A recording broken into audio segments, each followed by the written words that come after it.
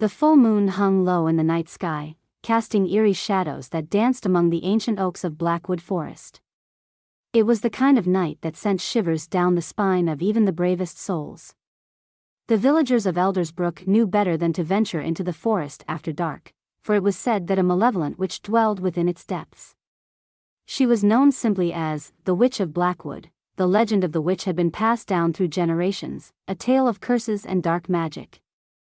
According to the elders, the witch had once been a beautiful young woman named Alara.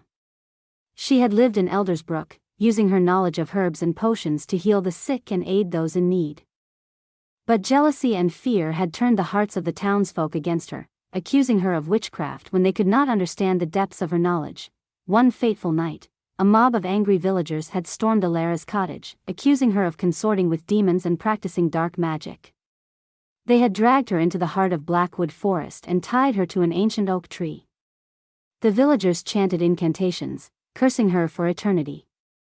In her final moments, Alara had sworn revenge on the very people she had once helped. Now, centuries later, the witch's presence still loomed over Eldersbrook. No one dared to speak her name, for they feared it would summon her wrath. But for Jenna, a curious and headstrong young woman, the legends were nothing more than stories meant to scare children.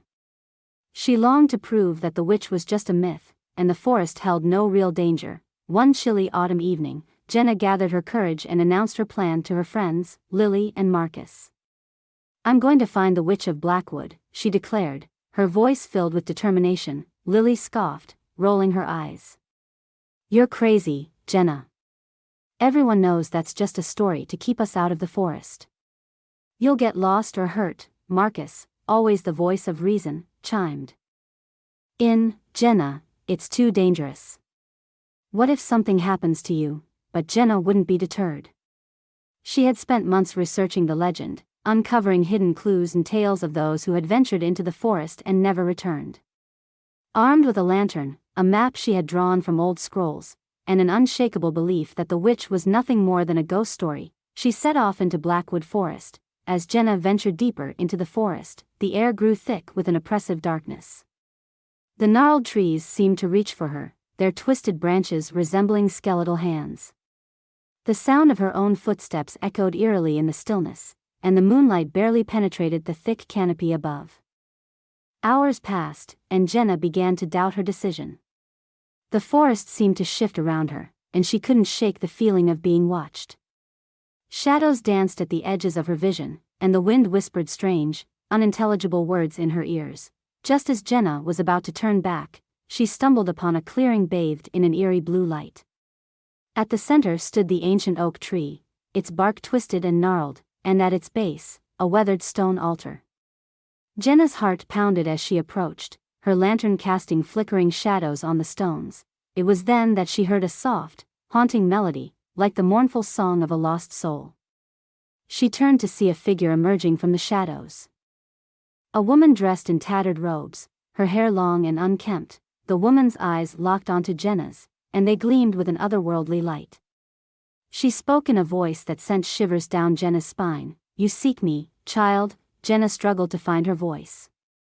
"Are you the Witch of Blackwood?" The woman's lips curled into a twisted smile. "I am she." "And you have trespassed upon my domain," Jenna stammered. "I didn't mean any harm. I just wanted to see if you were real." The witch's laughter was like the chilling wind through the trees. "Real, I am. And now you shall join me in eternity." As the witch raised her arms, the very ground beneath Jenna's feet seemed to come alive, wrapping around her ankles like serpents.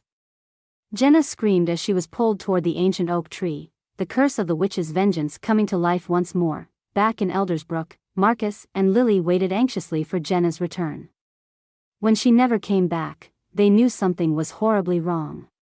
They ventured into Blackwood Forest, searching desperately for their friend, but as they entered the clearing where Jenna had last been seen, all they found was the lantern, its light extinguished, and the stone altar, cold and foreboding.